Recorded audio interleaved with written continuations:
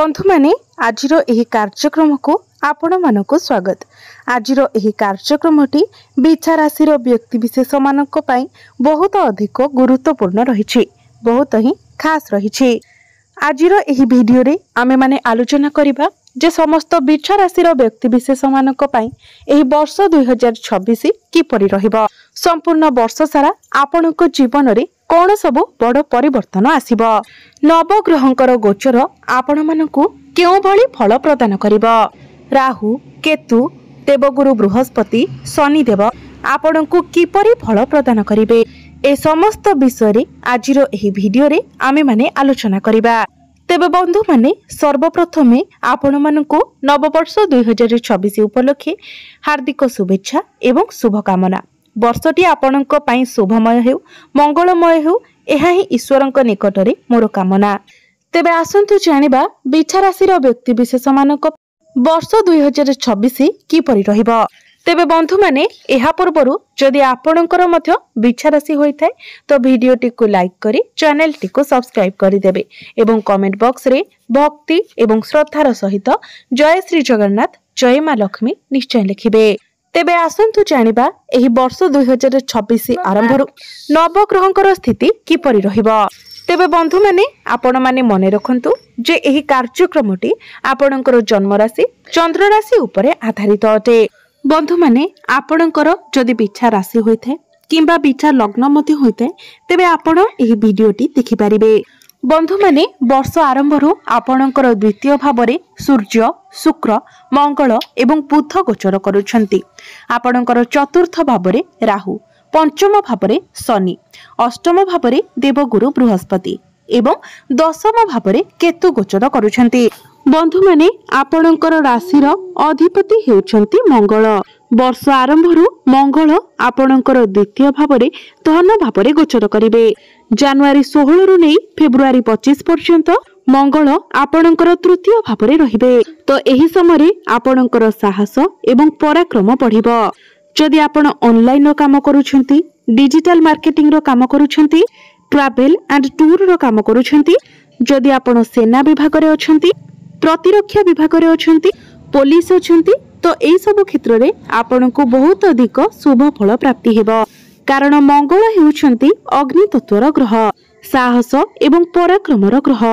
देवता मानक मध्यरे मंगलंकु सेनापतिर आख्या दिया जायछि। एही समय आपणक मध्यरे लीडरशिप क्वालिटी बढ़िबो। आपण नेतृत्व नेबे, आपण जणे भलो नेता मध्य होई पारिबे। कारण मंगल जेतेबेले तृतीय गृह को आसंती एहा फलरे मनुष्यर साहस एवं पराक्रम बढ़ी थाए, से दुनिया को जीति पारि थाए। तेबे जनवरी 16 रु नै फेब्रुआरी 24 मध्यरे आपणक जीवन रे चमत्कारिता आसीबो। एहा परे फेब्रुआरी 24 रु नै एप्रिल 3 तारिख पर्यंत आपणकर चतुर्थ भाव सुख भावरे गोचर करिवे। एही समय आपण किछि प्रॉपर्टी किमा नूतन भूमि किछि क्रय करि पारंती। जदि आपण एपरि किछि आपणकर प्रॉपर्टी रहितिला जहा सेल होई पारुनथिला, एही समय आपणकर सेही प्रॉपर्टी सेल होई पारे। आपणको मोटा अंकर टंका मध्य मिली पारे। कारण चतुर्थ भावटी होई थाए समस्त प्रकारर भौतिक सुखर भाव, जान वाहन एवं प्रॉपर्टीर भाव। एही समय आपणको समस्त प्रकारर भौतिक सुखर प्राप्ति हेबो। आपण नूतन जान वाहन क्रय करि पारंती, किछि प्रॉपर्टी मध्य किणा किणी करि पारंती, नूतन गृह इत्यादि निर्माण करि पारंती। चतुर्थ भावटी मांकर भाव होई थाए। एही समय आपणकर संपर्क आपणक मांक सहित बहुत भल रहिबो। किंतु फेब्रुआरी 24 रु नै एप्रिल 3 तारिख पर्यंत मंगल राहुक सहित रहिबे, अंगारक जोग निर्माण करिवे। एही समय कार्य क्षेत्र रे आपणकर सहकर्मी सहित आपणकर किछि जुक्ति तर्क झगड़ा होई पारे। कारण राहु हेउछंती भ्रमित ग्रह। एही समय आपण भ्रमरे पड़ी पारंती। आपणक मध्यरे बहुत कन्फ्यूजन देखा देबो। आपणकर कर्म क्षेत्र रे मध्य टिके समस्या देखा देई पारे। कारण मंगल आपणकर चतुर्थ भावरे रही आपणकर दशम भाव को दृष्टि देबे। आपणकर दशम भावरे केतु मध्य विराजमान अछंती। एहा परे एप्रिल 3 तारिख परे मंगल आपणकर पंचम भाव को चलन करिवे। एप्रिल 3 तारिख रु मई 10 तारिख पर्यंत मंगल आपणकर पंचम भावरे रहिबे। एहा आपणकर प्रेम जीवन को नहीं बहुत भल समय रहिबा। आपणकर शिक्षा क्षेत्र पई बहुत भल समय रहिबा। आपणकर संतान को नहीं मध्य एही समय बहुत भल रहिबा।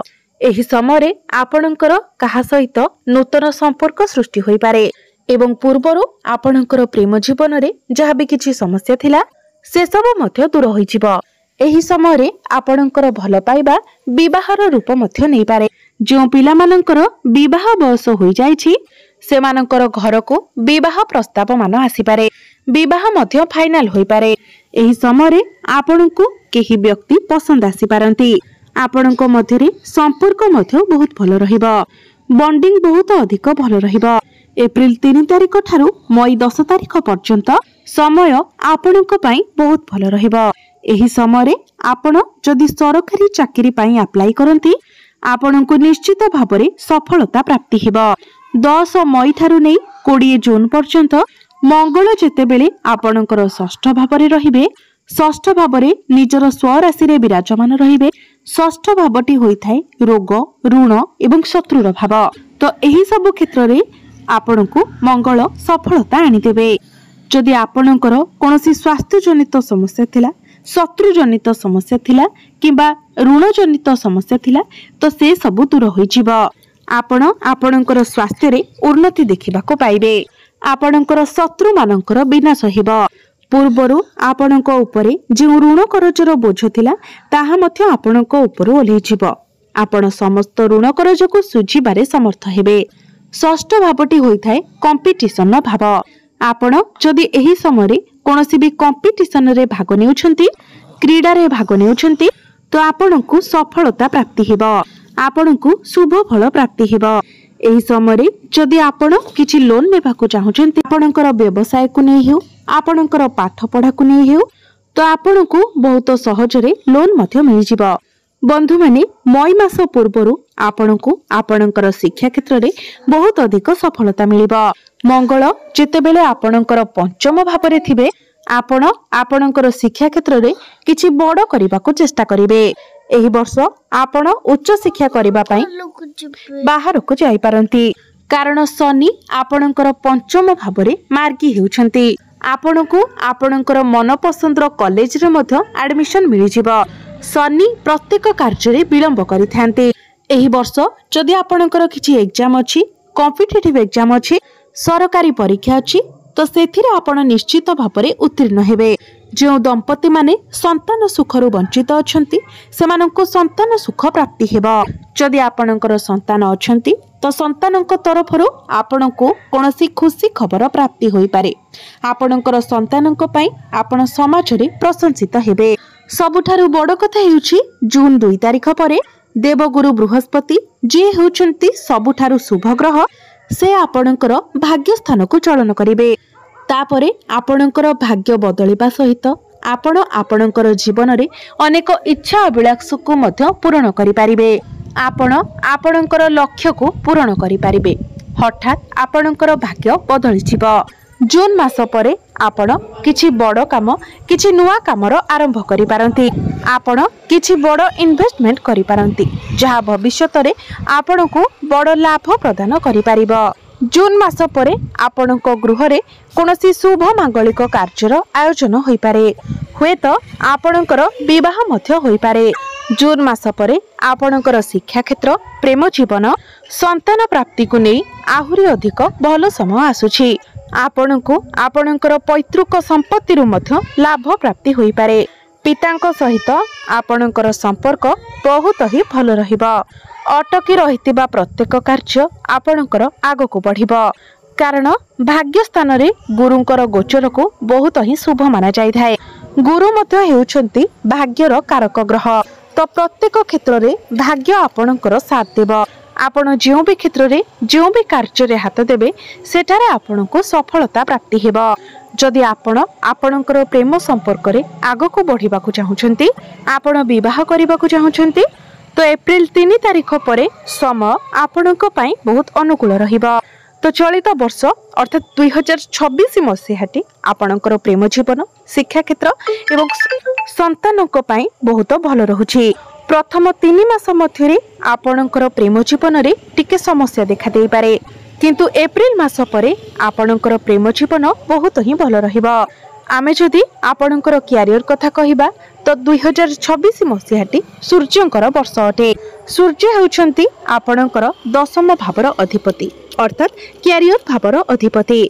तो जेहेतु एही वर्षटी सूर्यंकर वर्ष अटे तो आपणको आपणकर क्यारियर को नहीं टिके सतर्क रहिबाकू पड़िबो।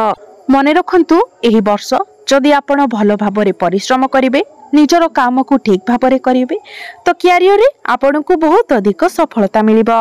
किंतु जदि आपण अलसुआमी करिवे निश्चित भाबरे कर्म क्षेत्र रे आपणको समस्या देखा देबो। एही वर्षटी आपणकर कर्म क्षेत्र को नहीं बहुत भल समय रहिबो। गुरु आपणकर भाग्य भाबरे चलन करिवे तो आपण जदि भल भाबरे परिश्रम करंती निश्चित भाबरे आपण बहुत आगो को बढ़ी पारिबे। बंधु माने 15 मई रु नहीं जून 14 पर्यंत एपरि एक समय रहिबो जहां आपणकर क्यारियर को नहीं कर्म क्षेत्र को नहीं बहुत ही भल समय रहिबो। एही समय जदि आपण आपणकर चाकरी क्षेत्र रे किछि परिवर्तन करबा को चाहुचंती, ट्रांसफर करबा को चाहुचंती तो बहुत सहज रे ही आपणकर ट्रांसफर होई जिवो। मन पसंदर स्थान रे आपणको चाकरी मध्य मिलि जिवो। एही वर्ष आपणको सब इंटरव्यू रे सफलता प्राप्ति हेबो। जो मानको पाखरे चाकरी नथिला एप्रिल मास परे आपणको चाकरी मिलिबार बहुत अधिक संभावना रहुछि। तेणु आपण निज तरफरु चेष्टा जारी रखंतु। आपणकर दरमारे मध्य वृद्धि हेबो।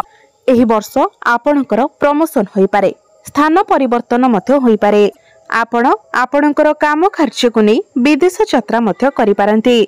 सहकर्मी सहित आपणकर संपर्क भल रहिबो। कर्म क्षेत्र रे आपणको सम्मानित करा जाई पारे। सरकारी स्तर रे आपणको विशेष लाभ मध्य प्राप्ति हेबो। एही वर्ष आपणकर क्यारियर रे बड़ पदोन्नति मध्य होई पारे। राजनीति रे मध्य आपण जोग देई पारंती। आपण जदि पॉलिटिकल लाइन अछंती, सेलिब्रिटी अछंती, मॉडलिंग रो काम करूछंती, होटल मैनेजमेंट क्षेत्र रे अछंती किंबा सरकारी स्तर रे आपण किछि कार्य करूछंती तेबे आपणको पई बहुत ही भलो समय रहिबो।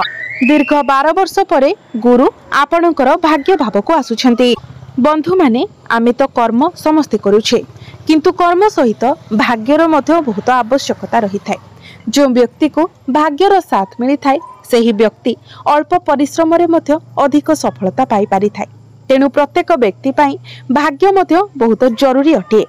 तेबे बंधु माने 2026 वर्षटी आपणक पाई सफलतार वर्ष अटे, कारण वर्ष आरंभरु शुक्र आपणकर द्वितीय भावरे रहिबे, धन भावरे रहिबे। व्यापार वाणिज्य क्षेत्र रे मध्य आपण बहुत अधिक उन्नति करिवे। किछि नुवा बिजनेस मध्य आपण स्टार्ट करि पारंती। आपण किछि पार्टनरशिप बिजनेस स्टार्ट करि पारंती। एही वर्ष रे आपणकर डेली इनकम मध्य बढ़िबो। आपणकर फाइनेंशियल ग्रोथ हेबो। आपणकर जहाँ भी किछि आर्थिक समस्या रहुथिला से सब दूर होई जिवो। नुआ नुआ बाटरो आपणको धन आसीबो। आपण किछि एक्स्ट्रा इनकम सोर्स विषय रे भाबी पारंती। पारिवारिक सुख आपणको प्राप्ति हेबो। आपणकर घर परिवार रे जहाँ भी किछि समस्या लागि रहितिला से सब दूर होई जिवो। किछि धार्मिक कार्य रे आपण निजर टंका खर्च करि पारंती। एही वर्ष आपणकर वैवाहिक जीवन बहुत भल रहिबो।